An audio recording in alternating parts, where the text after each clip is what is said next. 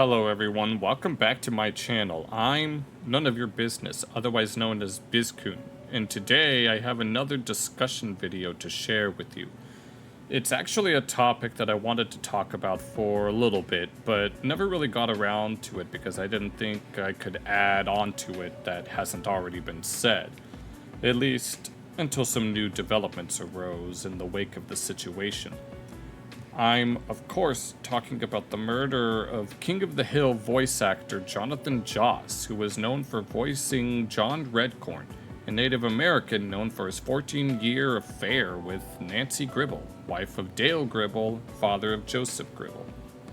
For those that don't know, Jonathan Joss was recently murdered on June 1st of 2025, where according to the initial reports, he seemed to be the victim of homophobic attacks and harassment, such as arson on his house and the killing of his dog with its skull found in his mailbox, all culminating in him being shot dead by, according to his husband, put a pin on that, an evangelical Christian who didn't like the idea of a same-sex relationship, put a pin on that too, as his husband, Tristan Guerende Gonzalez, had put out a statement detailing the events leading up to the murder, including the arson and the dog's skull in the mailbox.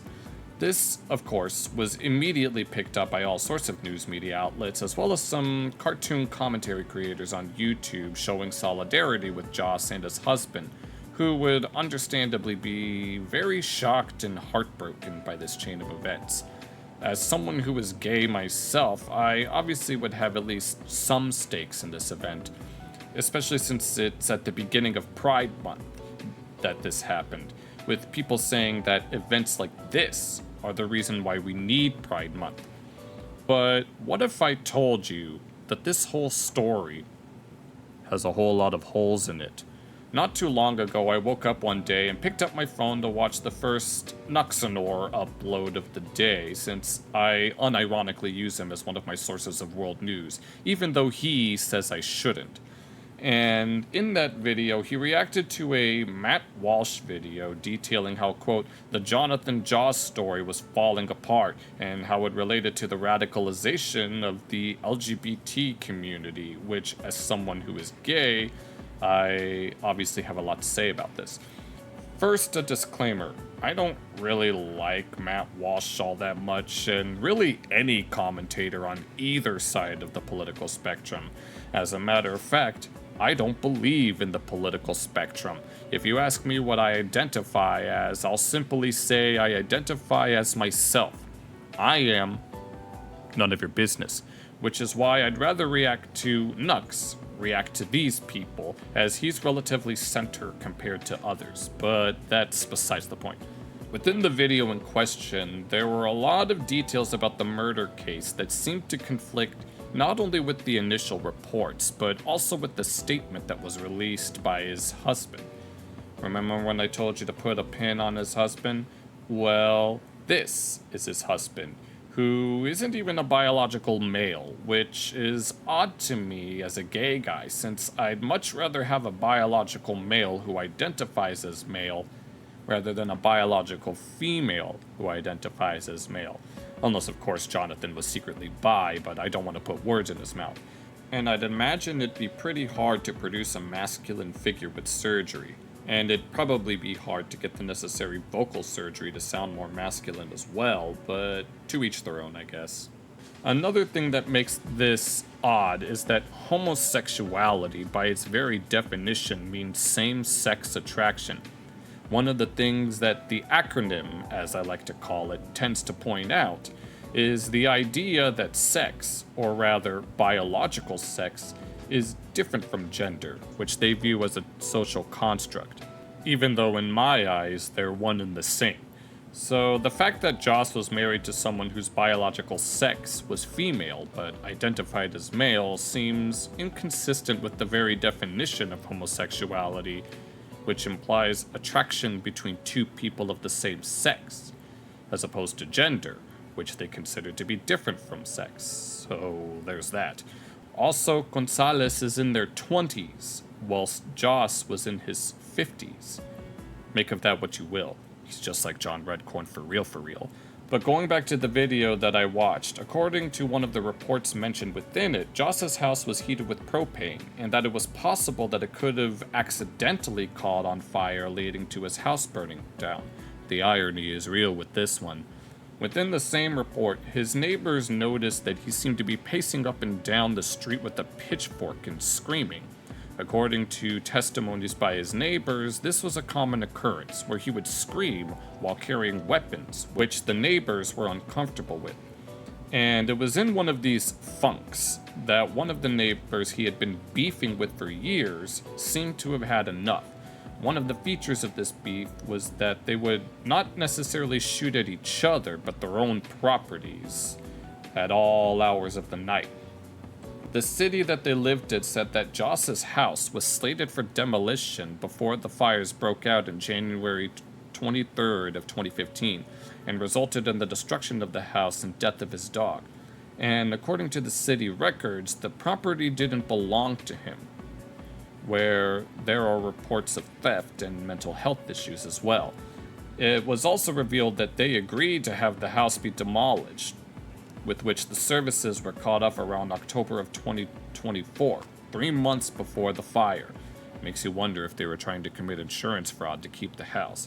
Now, I don't know all the details of these reports since this is all off the video that Nux was watching, and details might still be coming out as I write and record this script.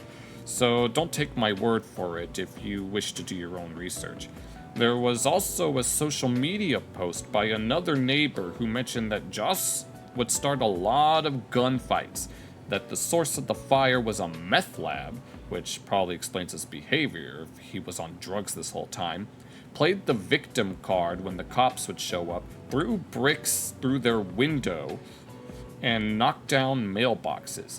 And despite what his husband said, he was, in fact, armed at the time of the killing, and no homophobic slurs were ever flung at him, saying Gonzalez lied for sympathy. As a matter of fact, the San Antonio Police Department put out a statement saying that there's no evidence that the murder was based on his sexuality. So all the claims that he and his husband were targeted for homophobic attacks seems to be completely unfounded, and only propagated for the sake of what I can only assume to be a combination of clout, grifting, virtue signaling, and all the other buzzwords for disingenuous people. And people say this is why we need Pride Month.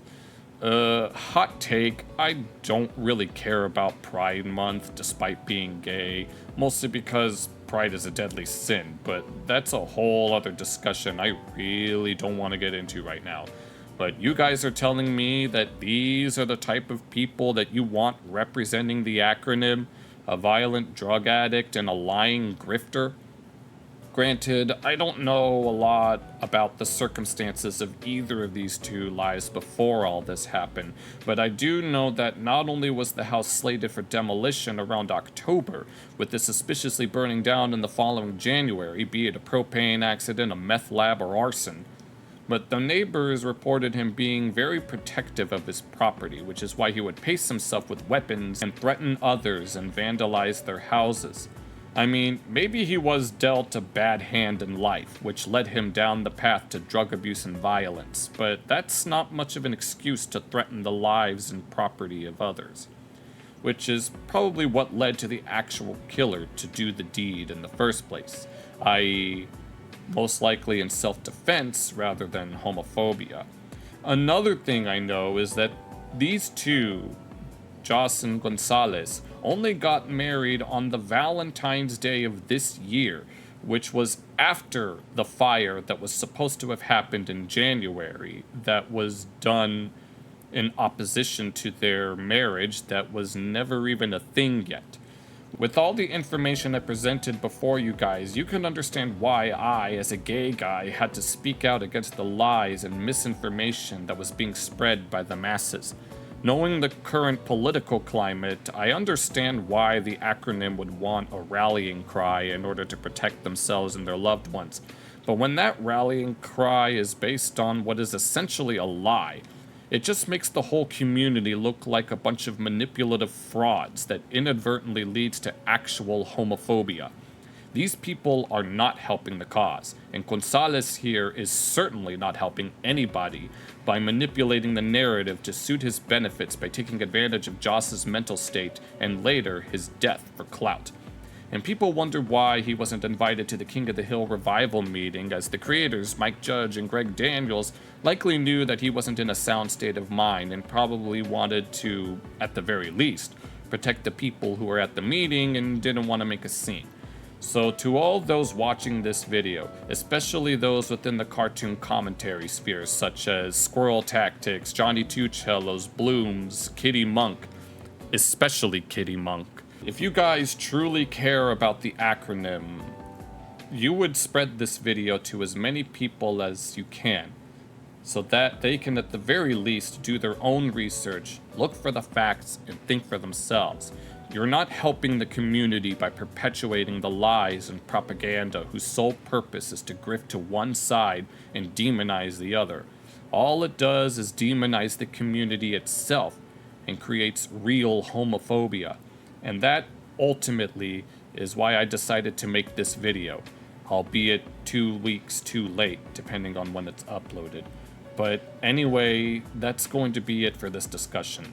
Apologies for the fact that this is such a heavy topic that honestly deserves a longer video, but I've got a traditional job at the moment and don't really have the time for that.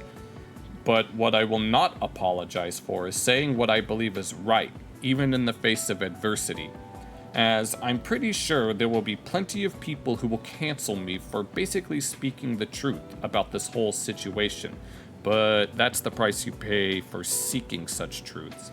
So go ahead and let me know down in the comments how I'm a self-hating grifter with internalized homophobia. Leave a dislike and unsubscribe even if you're not already, and I won't see you guys next time. And that is not sarcasm. I'll be over here playing Sarcastaball with Randy Marsh.